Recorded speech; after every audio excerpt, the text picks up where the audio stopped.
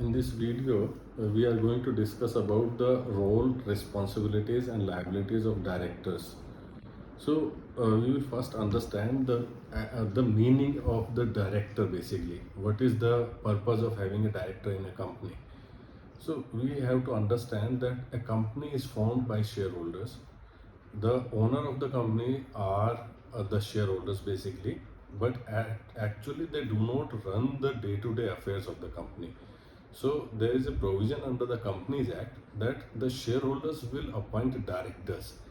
Directors not necessarily be the shareholders. They can be the directors without any shareholding in the company or with the shareholding also.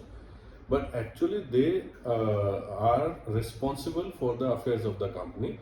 They are given vast powers to run the company. So, accordingly, the liability is also on the directors. Now, the question is whether you should take a position of a director in a company, or because there are so many risks and responsibilities, you should avoid taking a position in the company as a director. So, I have seen in my experience that people are willing to take position, and there are various category of people they are not willing to take position of a director because of a risk fear, and the fear is so inherent that there is no clear transactions, there is no understanding about the affairs of the company, there is no transparency. In that situation, you should not take a position of a director in the company because the law is very difficult, and it is not only about the civil liability, it's about the criminal liability also. If something goes wrong in the company, then the directors are responsible. Directors are liable for so as to say criminal punishment, and there is a civil punishment, so fine, etc. is there. So now coming to the the enactments, there is a Companies Act that deals about the punishment to a director. In addition to that, there are other statutes, say for example finance law, there is a tax law, there are labor laws. So these are all allied laws wherein the responsibility is directly fastened on a director of a company. In addition to all these things, there is IPC also that says that director will be responsible.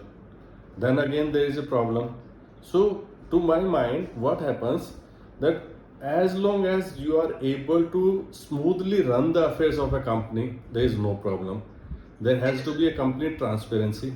But if you feel that there is something wrong in the company, then you should go slow and take immediate preventive steps or reactive steps if something has already gone wrong. You should not wait and watch that some authorities will come and then they will take action. You have to be proactive, take action. It is something similar to a situation that you are driving a luxury car on a highway. You are enjoying your car. There is no hassle as long as you are complying with the laws, complying with the traffic regulations. No one is going to stop you. No one is going to interfere in your enjoyment of the car.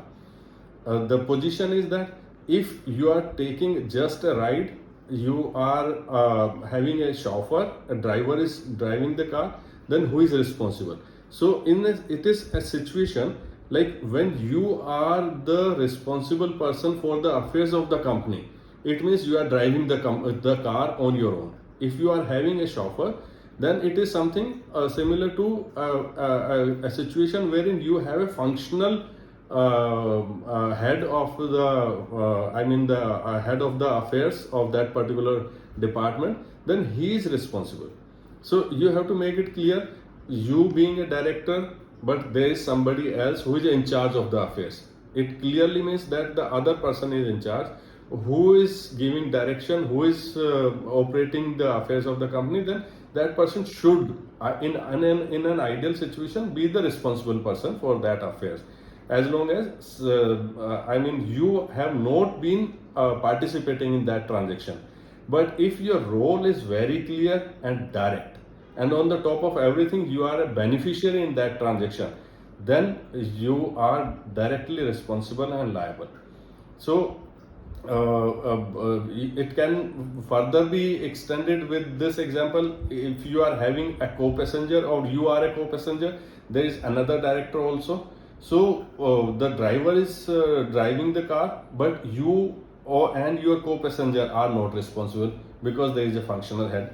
Sometimes you are provoking your driver that you do something wrong, then you are also responsible, because end of the day you are in a hurry, you are speeding the car, you are instructing the driver to disobey the traffic rules, then that liability will be fastened on to you.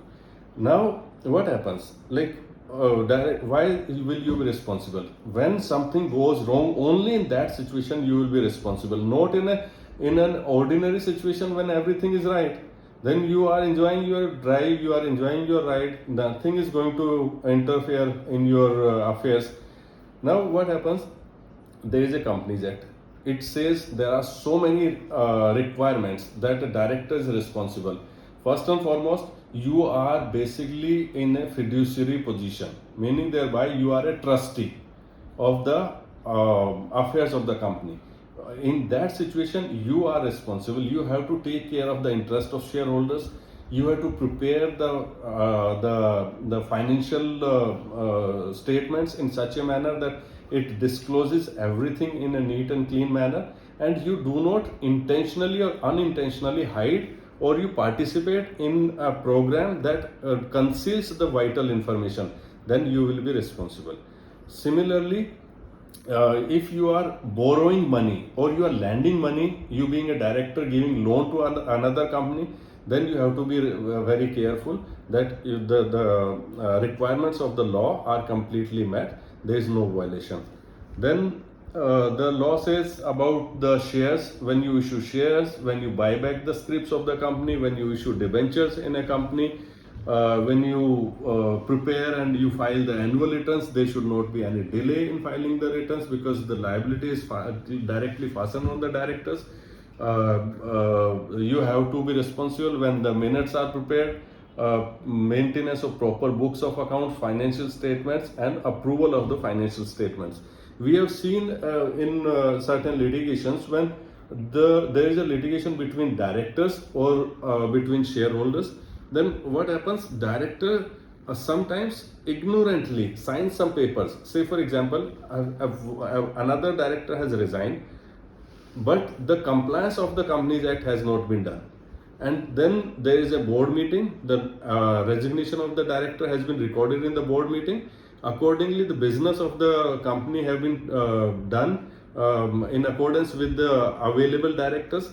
Then the subsequently that director who is an outgoing director will create a hassle for you and will drag all the directors who have participated in the meeting and who have signed the minutes and who have actually been the beneficiary or expected beneficiary of the transaction which is likely to happen after that board meeting or the transaction which has been recorded in the minutes. So then there is a responsibility. Now what happens, one, you have participated in the meeting, there is a responsibility under the Companies Act that you have to ensure that all the compliances have been done. In case something wrong has happened, whether financially or otherwise, then IPC is also there. You cannot ignore provisions of 406, 420 is directly involved. 467, 468, 471, there are other sections also wherein forgery of documents, manipulation with the documents and all these things. These are very harsh provisions, and the penalty attached to it is very severe. Then comes the responsibility of past director or present directors. Whether you will be responsible for the affairs of the company that happened during your tenure, even if you are a past director, then that has also to be taken care of, because when you exit from the company, you try to make sure that whatever has been done in the past, in case there was any compliance gaps or something of that sort, that should be taken care of at the time of your exit. If you exit without taking care of the compliances, you will be dragged after that thing, after your resignation even. Then comes the role of a non-executive director or executive director, independent director, this and that. So I would summarize it in such a manner that if you have actually been participant in that transaction, then you are responsible and liable. If something has happened without your knowledge, without you being a beneficiary in that thing, without your putting signature on certain documents, then there is great chances that liability should not be fastened on you. Another thing is about the check bounce case. If you are a signatory, then directly you are responsible. If you are a director of the company but functional head or some other employee has signed the check, then the liability is basically on the company. Must keep this thing in mind, that liability is of the company, but there is a specific statute, and that says directors will also be responsible in case something goes wrong.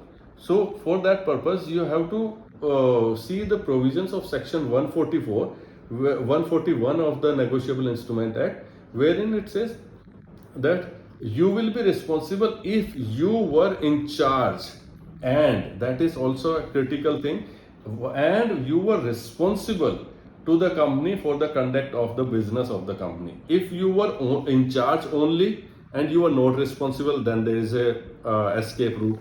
So what I try to convey here is that as long as you have been involved, then you must take care that everything goes well, and within the framework of the law. If ignorantly something goes wrong, or you are not in charge of the company and that something has gone wrong, and you have been implicated in the litigation or in some show cause notice or legal notice, then my advice is you should immediately take help of a good legal professional who would help you, giving you the right advice and take you out of the mess. Thank you very much.